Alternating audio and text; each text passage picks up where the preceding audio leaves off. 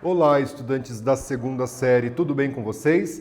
Eu, professor Paulo Brito, para essa aula de História, Paulo, nosso intérprete, e essa aula de História que fala sobre colonizadores espanhóis, a Espanha chegando no século XV, início do século XVI aqui na América, para tomar posse dos territórios que conquistaram, através do Tratado de Tordesilhas. Olhem aqui os objetivos da aula de hoje, Compreender como se deu a colonização da América Espanhola e analisar a organização de exploração desse sistema colonial espanhol. Os nossos objetivos da aula de hoje, Uma pergunta aqui, Quando os europeus chegaram na América Latina, qual era a população estimada de ameríndios, de povos nativos que aqui viviam?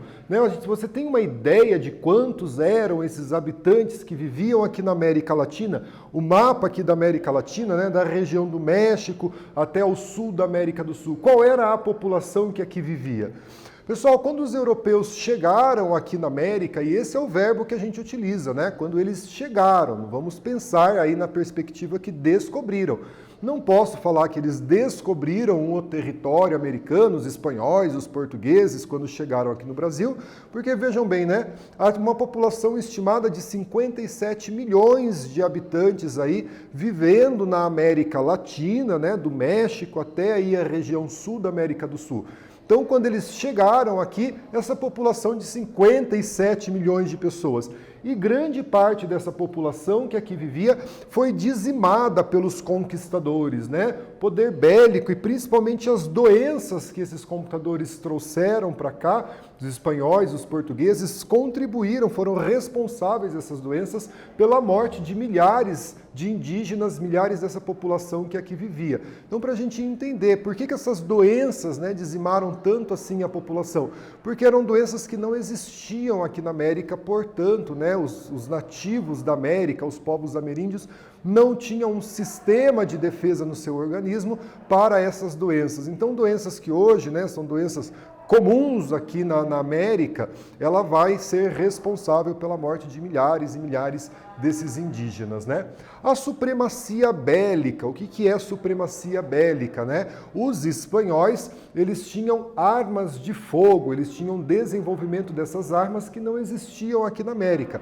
Então essa supremacia foi um fator decisivo para a vitória espanhola, Além de bélico, essas doenças, como a gente já comentou, a varíola, por exemplo, vai contribuir para o extermínio da população nativa, Então, de que forma essas doenças e pandemias contribuíram para dizimar as populações da América? Houve resistência dos povos nativos frente ao europeu, porque muitas vezes a gente tem uma visão romantizada da chegada dos europeus e da conquista europeia aqui na América, como se fosse algo pacífico, Então a gente também precisa entender um pouco essa resistência desses povos indígenas, embora a supremacia bélica dos espanhóis foi um fator determinante para a conquista espanhola, mas pensar aí na resistência que esses povos indígenas fizeram na chegada dos europeus e que fazem, inclusive, nos dias de hoje, E parte dessa cultura latino-americana, ela é marcada pela miscigenação entre a cultura indígena que aqui estava e a cultura europeia que chegou para dominar, para explorar o território. Posteriormente também a inserção de africanos e africanas que foram escravizados. Então essa cultura latino-americana, ela resulta dessa fusão, dessa miscigenação desses povos que vieram para a América, como os europeus, os africanos que foram trazidos para a América e os povos nativos aqui. Atualmente essas culturas lutam para ter preservadas suas tradições, E conhecer essas culturas da América Latina, conhecer essas tradições, é conhecer a nossa história, Nós estamos inseridos nesse contexto latino-americano. Então aqui a colonização espanhola, A colonização espanhola na América, ela se concentrou, sobretudo, nas regiões onde havia o maior número de pessoas e de riquezas que interessavam os espanhóis. Então aqui esse mapa, da América Espanhola, então aí da América que começa ali, na região do México, um pouco acima, e ela vem até a região da América do Sul. Então os espanhóis vão se concentrar onde vão ser encontrados principalmente metais preciosos, ouro e prata, que era sinônimo de riqueza.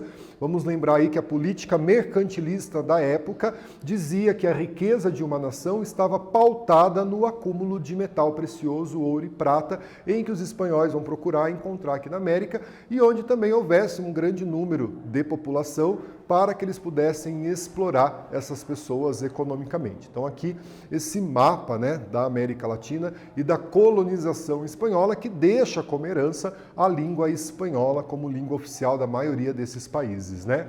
E além da exploração da mão de obra indígena como escrava, os espanhóis também vão privilegiar outras formas de exploração do trabalho nativo. E daí eu trago para vocês duas palavras, né? A encomienda e a mita, que são formas de exploração do trabalho indígena na América Espanhola, que a gente vai dar uma olhadinha juntos com vocês. E aqui no Brasil, você se recorda que os indígenas foram catequizados pelos jesuítas? Então aqui na América Portuguesa nós vamos ter a presença jesuíta, né, catequizando os nossos indígenas. Os jesuítas atuaram também na América Espanhola, mas não de uma forma tão frequente, de uma forma como a gente viu na América Portuguesa, beleza? Trago para vocês aqui uma atividade, lembra aí de socializar a atividade com a sua turma, né? Responda no teu caderno e compartilhe a sua resposta com os teus colegas.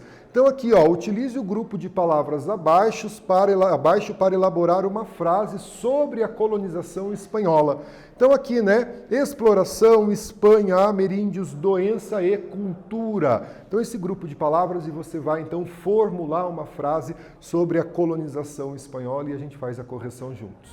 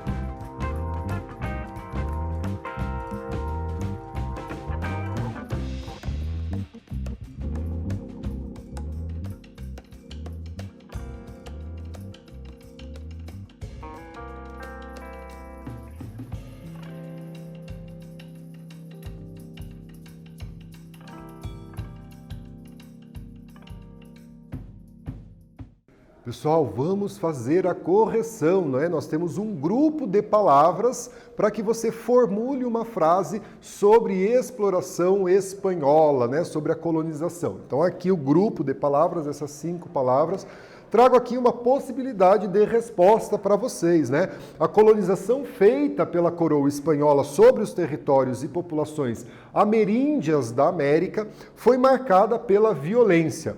Milhares de indígenas morreram pelas doenças trazidas pelos europeus que tiveram a sua cultura subjugada, considerada aí uma cultura inferior, beleza? Então aí a correção da nossa atividade e aqui a encomenda, né? Nós vimos que havia duas formas, né, de exploração para além da escravidão indígena que os espanhóis impuseram aqui, uma delas a encomenda. Então, o que era a encomenda? Né? Ela permitia ao encomendeiro, então essa palavra aí, né, de origem espanhola, ela permitia ao encomendeiro, que era um fidalgo espanhol, né, o filho de alguém importante, um fidalgo espanhol, cobrar tributos na forma de trabalho ou bens materiais a determinada população indígena.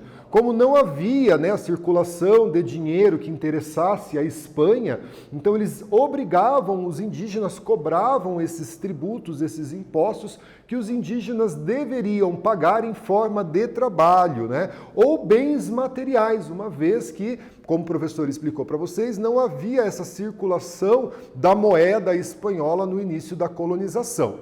Em troca, o encomendeiro deveria evangelizar, cuidar e defender essas populações indígenas. Algo muito similar com os jesuítas aqui no Brasil, né, que deveria evangelizar, defender e cuidar dessa população. Na América Espanhola, essa parte da América que pertencia à Espanha, nós vamos ter a encomenda e a figura desse encomendeiro.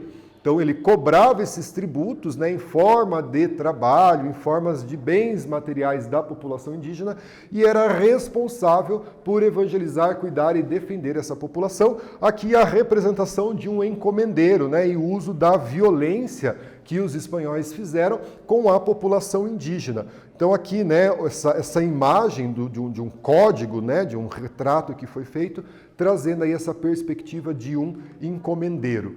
Então os encomendeiros, eles viam os indígenas como um bem pessoal, né? Eles não viam como o indígena como, né, possuidor de uma história, de uma cultura, né, que vivia em uma sociedade antes da chegada desses espanhóis aqui na América. Eles tinham essa visão de que os indígenas, eles eram basicamente um bem pessoal. Dessa forma, né, nós vamos ter aí algumas pessoas que se colocaram contra essa violência indígena. E uma delas, o Frei Bartolomeu de las Casas, que vai denunciar os abusos e os maus tratos sofridos pelos indígenas. Aqui, nessa representação do Bartolomeu de las Casas, né, denunciando essa violência, esses abusos, esses maus tratos, uma vez que os encomendeiros sentiam-se dono, né, desses indígenas como se fosse um bem pessoal.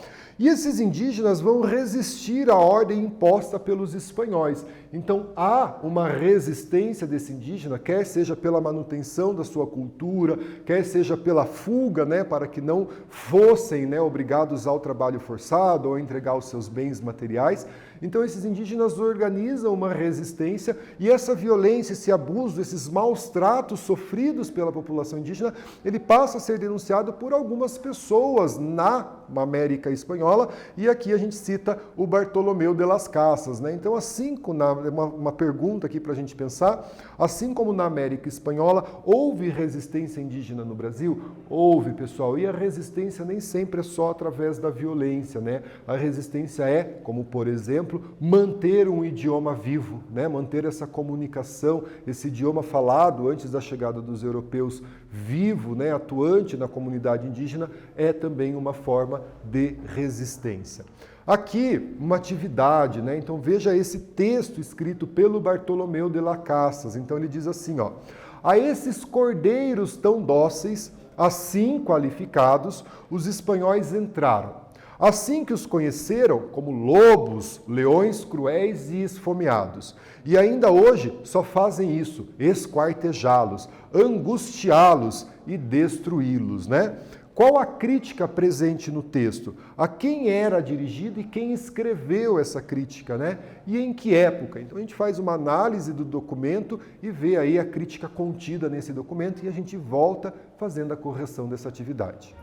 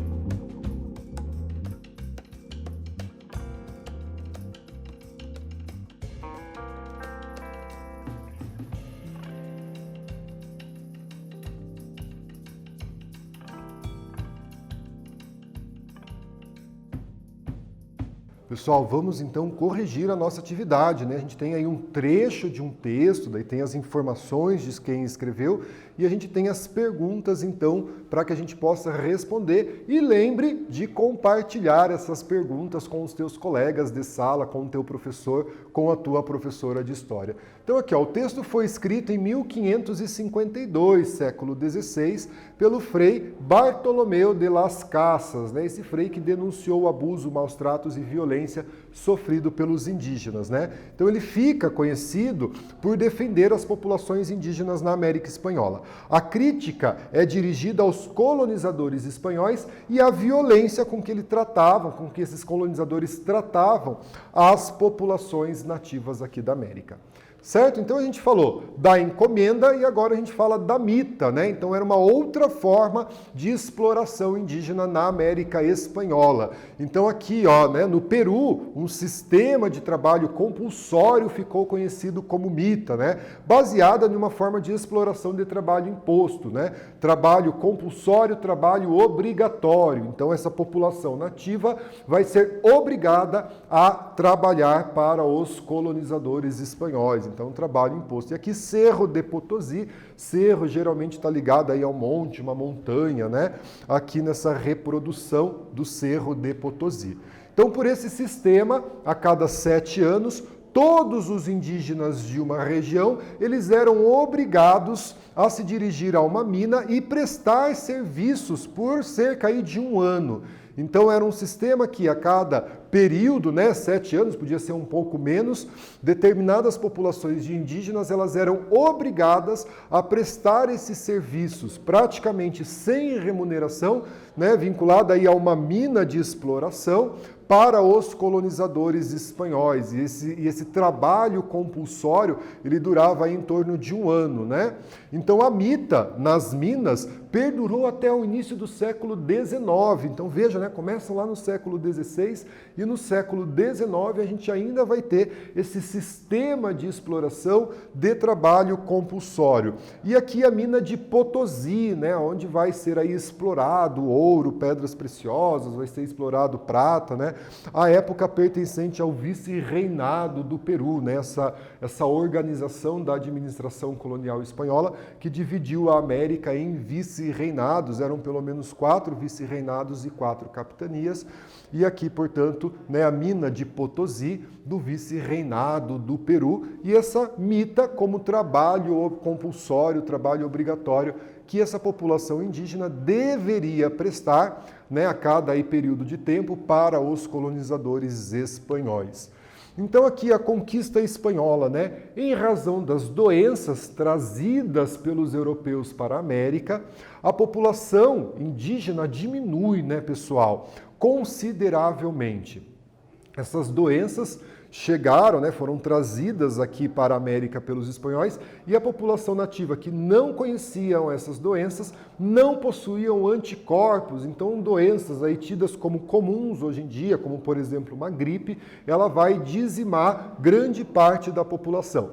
Como houve uma diminuição da população nativa, da população indígena aqui na América, a coroa espanhola vai então introduzir a mão de obra de africanos e africanas como forma de escravidão. Então vão escravizar os africanos e africanas aqui na América.